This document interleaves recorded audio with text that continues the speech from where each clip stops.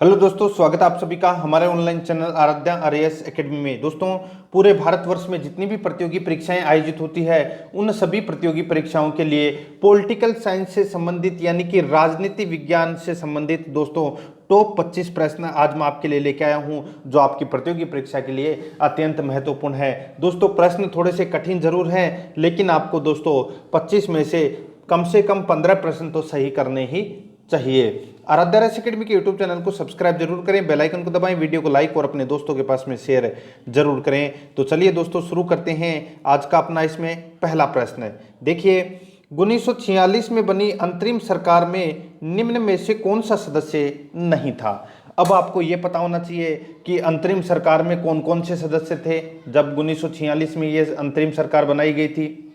तो देखिए दोस्तों, मैं आपको बता देता हूं इसमें कौन कौन से सदस्य थे। देखिए, number 1 Sharat Chandra Bose, number 2 Jagjivan Ram, number 3 doctor Rajendra Prasad, number 4 Sardar Patel, number 5 Asaf Ali, number 6 Jawaharlal Nehru और नंबर 7 सैयद अली जहीर, जिसको अपन गजनफर अली खान भी बोल सकते हैं। तो यहाँ पे देखिए इस प्रश्न का राइट आंसर क्या हो जाएगा। देखिए, हालांकि इसमें राजगोपालाचारी भी इसके सदस्य थे, ठीक है, और सी राजगोपालाचारी भी इसके सदस्य थे और गजनफर अली खान भी इसके सदस्य थे, ठीक है। तो इसका राइट आंसर हो जाएगा वो है ए नंबर का ऑप्शन बिल्कुल सही उत्तर हो जाएगा। मोहम्मद अली जिन्ना है वो इसके सदस्य नहीं थे, तो इसमें ए नंबर ऑप्शन सही उत्तर हो जाएगा। आगे देखिए, इसमें सेकंड नंबर प्रश्न है, दिसंबर 2010 में कांग्रेस ने अपनी स्थापना के कितने वर्ष पूरे किए थे। तो अब यहाँ पे इस प्रश्न को आप 2020 भी कर सकते हैं, यानी कि दोस्तों ये पूछा जा सकता है कि वर्ष 2020 में कांग्रेस ने अपनी स्थापना के कितने वर्ष पूरे किए हैं दिसंबर 2020 तक, ठीक है।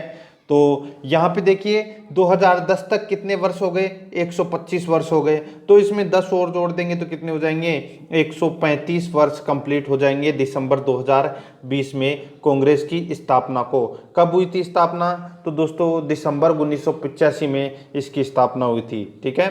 तो इसका राइट आंसर, इस प्रश्न का राइट आंसर हो जाएगा बी नंबर का ऑप्शन 125 वर्ष।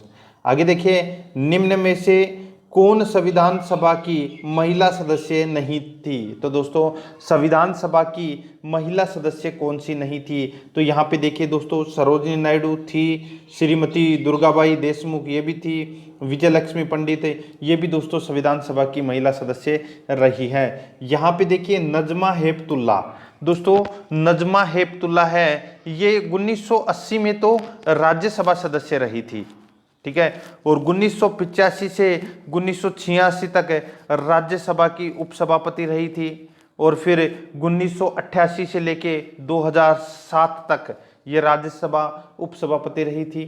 कौन, नजमा हेपतुल्ला। और पहले कांग्रेस में थी, लेकिन सोनिया गांधी के साथ में इनकी खटपट हो गई थी और इसकी वजह से 2014 में दोस्तों बीजेपी में शामिल हो गई नजमा हेपतुल्ला, ठीक है। याद रखना ये संविधान सभा की महिला सदस्य नहीं थी, डी नंबर का ऑप्शन सही उत्तर हो जाएगा। आगे देखिए, इसमें 4 नंबर का प्रश्न है, निम्न में से संसद की लोक लेखा समिति के अध्यक्ष रहे हैं। अब यहाँ पे दोस्तों आपको ये भी पता होना चाहिए कि संसद की लोक लेखा समिति का अध्यक्ष अभी वर्तमान में कौन है और यहाँ पे कौन रहे हैं ये बताना है। तो इस प्रश्न का राइट आंसर हो जाएगा दोस्तों वो है इसमें मुरली मनोहर जोशी। ये दोस्तों संसद की लोक लेखा समिति के अध्यक्ष रहे हुए हैं, ठीक है। वर्तमान में इसका अध्यक्ष कौन होता है, तो दोस्तों जो लोकसभा में जो विपक्ष का नेता होता है, विपक्ष का नेता लोक लेखा समिति का अध्यक्ष होता है। और विपक्ष का नेता कौन है, तो उसका नाम है दोस्तों अधीर रंजन चौधरी। ये दोस्तों वर्तमान में लोक लेखा समिति के अध्यक्ष हैं। इस प्रश्न का right answer D number option. Next 5 number का प्रश्न है, सर्वोच्च न्यायालय के ऐसे कौन से मुख्य न्यायाधीश थे जिन्होंने कार्यवाहक राष्ट्रपति के रूप में कार्य किया। सर्वोच्च न्यायालय के ऐसे कौन से मुख्य न्यायाधीश थे जिन्होंने कार्यवाहक राष्ट्रपति के रूप में कार्य किया? तो इसका राइट आंसर हो जाएगा, वो है दोस्तों मोहम्मद हिदायतुल्लाह। मोहम्मद हिदायतुल्लाह, बी नंबर का ऑप्शन बिल्कुल सही उत्तर हो जाएगा।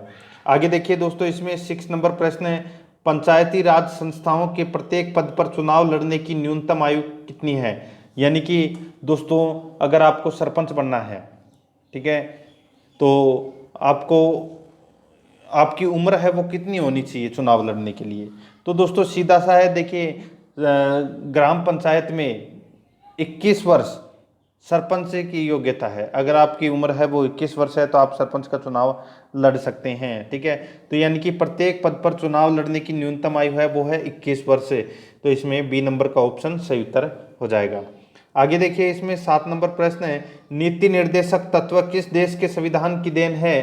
तो दोस्तों नीति निर्देशक तत्व है ये कहाँ से लिए गए हैं? तो ये आयरलैंड से लिए गए हैं। ए नंबर का ऑप्शन बिल्कुल सही उत्तर हो जाएगा, आयरलैंड। आगे देखिए, इसमें 8 नंबर का प्रश्न है, ब्रिटिश कालीन भारत में संघीय सरकार की अवधारणा का सूत्रपात किस अधिनियम द्वारा किया गया? ब्रिटिश कालीन भारत में संघीय सरकार की अवधारणा का सूत्रपात किस अधिनियम द्वारा किया गया? तो इसका राइट आंसर हो जाएगा, वो है दोस्तों कौन से अधिनियम द्वारा? तो भारत सरकार अधिनियम 1935 के द्वारा ये किया गया। डी नंबर का ऑप्शन बिल्कुल सही उत्तर हो जाएगा। आगे देखिए, 9 नंबर प्रश्न है, संविधान सभा के विचार का प्रतिपादन किया? तो दोस्तों संविधान सभा के विचार का प्रतिपादन है वो किसने किया? तो इसका राइट आंसर हो जाएगा दोस्तों, वो है इसमें M.N. रॉय ने। M.N. रॉय ने संविधान सभा के विचार का प्रतिपादन किया था, ठीक है। तो इसका राइट आंसर सी नंबर का ऑप्शन बिल्कुल सही उत्तर हो जाएगा। आगे देखिए, 10 नंबर का प्रश्न है, जेलों में सुधार हेतु सुझाव देने के लिए किस समिति का गठन किया गया है? जेलों में सुधार हेतु सुझाव देने के लिए किस समिति का गठन किया गया है? तो वो समिति है दोस्तों कौन सी? तो वो है अहमद समिति। सी नंबर का ऑप्शन बिल्कुल सही उत्तर हो जाएगा, अहमद समिति। 11 नंबर का प्रश्न है, इसमें देखिए, भारतीय संविधान के अनुच्छेदों में नियंत्रक एवं महालेखा परीक्षक नियुक्ति, योग्यताओं तथा कर्तव्यों आदि के उल्लेख हैं। तो दोस्तों यहाँ पे अपने को बताना है, जो नियंत्रक एवं महालेखा परीक्षक है जिसको अपन केग बोलते हैं, CAG, ठीक है। तो केग की योग्यताओं और कर्तव्यों का जो उल्लेख है वो कौन से अनुच्छेद के अंतर्गत आता है? तो वो है अनुच्छेद 148 से लेके अनुच्छेद 151 तक नियंत्रक एवं महालेखा परीक्षक की नियुक्ति, योग्यताओं और कर्तव्यों का उल्लेख है, ठीक है। तो इसमें बी नंबर ऑप्शन सही उत्तर हो जाएगा। आगे देखिए, 12 नंबर का प्रश्न है, प्रधानमंत्री के रूप में सबसे लंबा कार्यकाल रहा है? तो दोस्तों किसका रहा है? तो ये रहा है पंडित जवाहरलाल नेहरू का जो कार्यकाल है वो सबसे ज्यादा रहा है। आगे देखिए दोस्तों, इसमें 13 नंबर का प्रश्न है, संविधान का उद्देश्य प्रस्ताव किसने प्रस्तुत किया? संविधान का उद्देश्य प्रस्ताव किसने प्रस्तुत किया? तो ये किया दोस्तों पंडित जवाहरलाल नेहरू ने, ठीक है। किसने? यहाँ पे देखिए पंडित जवाहरलाल नेहरू ने। सी नंबर का ऑप्शन बिल्कुल सही उत्तर हो जाएगा। आगे देखिए, 14 नंबर का प्रश्न है, सर्वोच्च न्यायालय राष्ट्रपति को कानून तथा तथ्यों पर परामर्श कब दे सकता है? तो सीधा सा है, जब राष्ट्रपति सुप्रीम कोर्ट से राय मांगेगा, यानी कि परामर्श मांगेगा, तभी सुप्रीम कोर्ट देगा, ठीक है। बिना मांगे तो कैसे देगा, ठीक है। और परामर्श ले लेगा और उसको मानने के लिए बाध्य नहीं है राष्ट्रपति। राष्ट्रपति चाहे तो उसकी सलाह मान सकता है और नहीं चाहे तो उसकी सलाह नहीं मान सकता, ठीक है। वो उसके ऊपर डिपेंड करता है। तो यहाँ पे देखिए, सर्वोच्च न्यायालय राष्ट्रपति को कानून तथा तथ्यों पर परामर्श है वो तभी दे सकता है, तभी दे सकता है जब राष्ट्रपति इस प्रकार का परामर्श मांगे, ठीक है। डी नंबर का ऑप्शन बिल्कुल सही उत्तर हो जाएगा। आगे देखिए, 15 नंबर का प्रश्न है, वित्त आयोग के सभापति तथा सदस्यों की योग्यताएं। वित्त आयोग के सभापति तथा सदस्यों की योग्यताएं संसद द्वारा निश्चित की गई है। तो इसका सी नंबर ऑप्शन बिल्कुल सही उत्तर हो जाएगा। 16 नंबर का प्रश्न है, इसमें देखिए सर्वोच्च न्यायालय के व न्यायाधीशों वाले खंडपीठ के विचारानुसार भारत के मुख्य न्यायालय के न्यायाधीशों का तबादला भारत का जो सर्वोच्च न्यायालय के व न्यायाधीशों वाले खंडपीठ के विचारानुसार भारत का मुख्य न्यायालय के न्यायाधीशों का तबादला है वो सर्वोच्च न्यायालय के 4 सबसे वरिष्ठ न्यायाधीशों तथा संबंधित उच्च न्यायालय के मुख्य न्यायाधीशों के साथ है वो परामर्श करता है। ठीक है, तभी दोस्तों ये जो भारत का जो मुख्य न्यायाधीश है ये न्यायालय के न्यायाधीशों का तबादला परामर्श से करता है। ठीक है, तो इसका डी नंबर ऑप्शन बिल्कुल सही उत्तर हो जाएगा। आगे देखिए, इसमें 17 नंबर प्रश्न है, सर्वोच्च न्यायालय के न्यायाधीशों की नियुक्ति के संबंध में सर्वोच्च न्यायालय के न्यायाधीशों की पीठ ने सिफारिश की थी कि भारत का मुख्य न्यायाधीश दोबारा देखिए, सर्वोच्च न्यायालय के न्यायाधीशों की नियुक्ति के संबंध में सर्वोच्च न्यायालय के न्यायाधीशों की पीठ ने सिफारिश की थी कि भारत का मुख्य न्यायाधीश सर्वोच्च न्यायालय के सर्ववरिष्ठ 4 न्यायाधीशों के परामर्श पर नाम सुझा सकता है। ठीक है, बी नंबर का ऑप्शन बिल्कुल सही उत्तर हो जाएगा। 18 नंबर का प्रश्न है, इसमें देखिए 2 या उससे अधिक राज्यों के लिए लोक सेवा आयोग का गठन 2 या उससे अधिक राज्यों के लिए लोक सेवा आयोग का गठन संसद द्वारा किया जा सकता है यदि संबंधित राज्यों की विधायिका इस संबंध में एक प्रस्ताव पारित कर दे। ठीक है, तो इसका राइट आंसर सी नंबर का ऑप्शन बिल्कुल सही उत्तर हो जाएगा।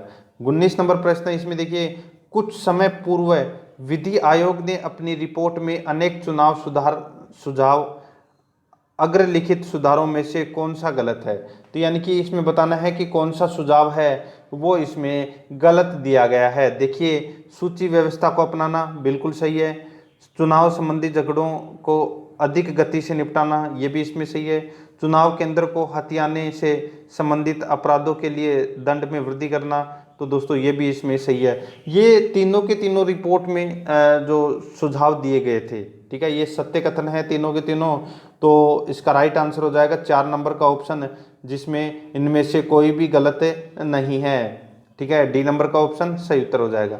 20 नंबर प्रश्न है, चुनाव आयोग ने किस राजनीतिक दल की मान्यता को इस आधार पर रद्द कर दिया कि इसने चुनाव का बहिष्कार किया। चुनाव आयोग ने किस राजनीतिक दल की मान्यता को इस आधार पर रद्द कर दिया कि इसने चुनाव का बहिष्कार किया है। तो कौन सी पार्टी को दोस्तों ये राजनीतिक दल की मान्यता को समाप्त कर दिया, तो वो है नागालैंड पीपल्स काउंसिल।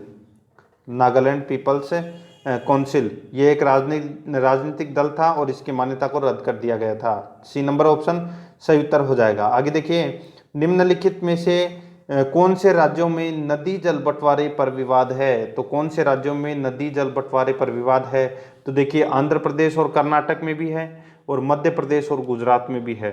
ठीक है, इन दोनों 4 राज्यों के अंदर आपस में विवाद है। ठीक है, तो इसका राइट आंसर हो जाएगा सी नंबर का ऑप्शन ए और ब दोनों। ठीक है, आगे देखिए, इसमें 22 नंबर प्रश्न है, विधि आयोग जिसने कुछ समय पूर्व महत्वपूर्ण चुनाव संबंधी परिवर्तन सुझाए थे उसका अध्यक्ष कौन था। तो दोस्तों उसका अध्यक्ष कौन था, तो वो है न्यायमूर्ति बीपी जीवन रेड्डी, न्यायमूर्ति बीपी जीवन रेड्डी। ठीक है, तो इसमें सी नंबर ऑप्शन सही उत्तर हो जाएगा।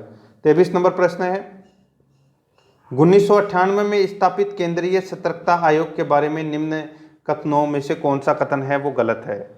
तो यहाँ पे केंद्रीय सतर्कता आयोग की बात हो रही है, तो केंद्रीय सतर्कता आयोग के संबंध में कौन सा कथन है वो गलत है। तो यहाँ पे देखिए दोस्तों, इसमें आयोग को कानूनी मान्यता प्राप्त है, बिल्कुल सही है। आयोग एक बहुसदस्यीय संस्था है, ये भी इसमें सही है। आयोग का मुख्य लक्ष्य भ्रष्टाचार निरोधक अधिनियम को लागू करना है, ये भी इसमें सही है।